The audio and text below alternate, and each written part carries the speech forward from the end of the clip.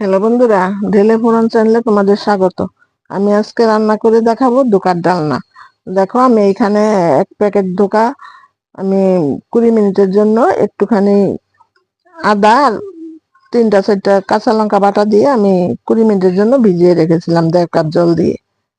দেখো, ফুলে গেছে। এইবার আমি ধোকাটা একটু তেলে দিয়ে ভেজে নেব। দেখো, আমি কড়াইতে কিছুটা সাদা তেল দিয়ে রেখেছি।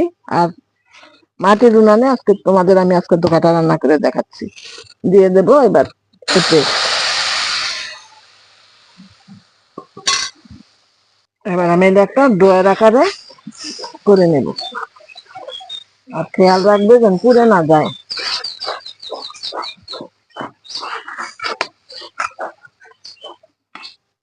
রেডি হয়ে গেল।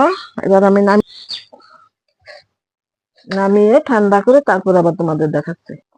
এবার এই যে থালার মধ্যে একটুখানি তেল ব্রাশ করে এর মধ্যে চেপে চেপে একদম সেট করে নেব। তারপর ঠান্ডা হয়ে গেলে কেটে নেব। এবার আমি পিস পিস করে কেটে নেব।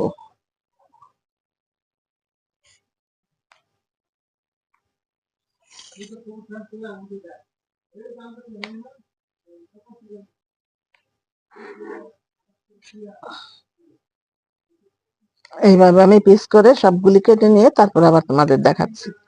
আমি এইভাবে কেটে নিয়েছি। কিছুটা পরিমাণ সাদা তেল দিয়ে দিলাম ধোকাগুলি ভাজার জন্য। এবার অল্প করে দিয়ে ভেজে নেবো লাল লাল করে। এবার উল্টিয়ে দেব।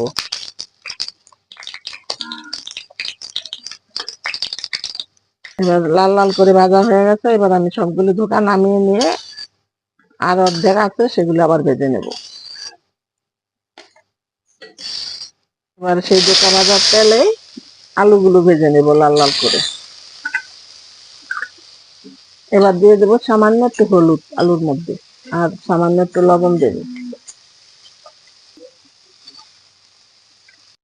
আলুগুলো এরকম লাল লাল করে ভেজে নামিয়ে নিয়েছি। এবার কিছুটা তেল আবার কড়াইয়ের মধ্যে দিয়ে দিলাম। এবার দিয়ে দিলাম 2টা তেজপাতা। তার উপরে দেব কিছুটা পরিমাণ গোটা জিরে, 6-7টা কাঁচা লঙ্কা, পরিমাণ মতো হলুদ, আর সামান্য একটু শুকনো লঙ্কার গুঁড়ো, আর আদা জিরে একসাথে গুলিয়ে দিয়ে দিলাম। মশলাটা একটু কষিয়ে নেবো। তার মধ্যে মশলা বাটিটা ধুয়ে একটু জল দিয়ে দিলাম। এবার মশলাটা খুব ভালো করে কষিয়ে নেব। এবার পরিমাণ মতো লবণ দিয়ে দেব।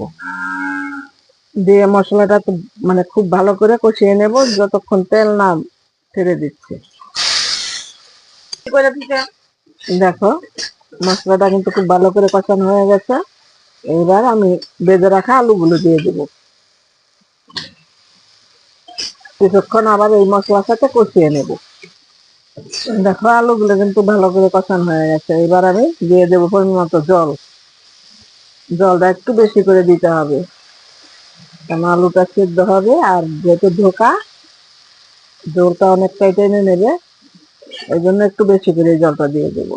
এবার জলটা যতক্ষণ না ফুটছে ততক্ষণ অপেক্ষা করবো। ও, আমি ধোকাটা তোমাদের দেওয়াটা দেখাইতে পারলাম না। ঝোলের মধ্যে যখন ঝোলটা অনেকটাই ফুটে গেছে তখন আমি ধোকাটা দিয়ে দিয়েছি। এবার আমার ধোকার ডালনা পুরো কমপ্লিট। আমি এবার নামিয়ে নিয়ে তোমাদের দেখাচ্ছি। তা তোমরা বাড়িতে একবার হলো করে দেখবে। যদি তোমাদের ভালো লাগে আমার চ্যানেলটা সাবস্ক্রাইব করে আমার পাশে থাকবে। পাশে থাকা বেল আইকনে ক্লিক করে রাখবে এরকম নিত্য নতুন রেসিপি পাওয়ার জন্য। আর সম্পূর্ণই নিরামিষ এই ধোকার ডালনা। যে কোনো নিরামিষের দিন তোমরা করে খেয়ে দেখতে পারো। খেতে কিন্তু দারুণ হয়। আর যাকে খাওয়াবে সেই কিন্তু তোমার প্রশংসা করবে। আমি তোমাদের এবার নামিয়ে তারপর দেখাচ্ছি কতটা লোভনীয় লাগছে।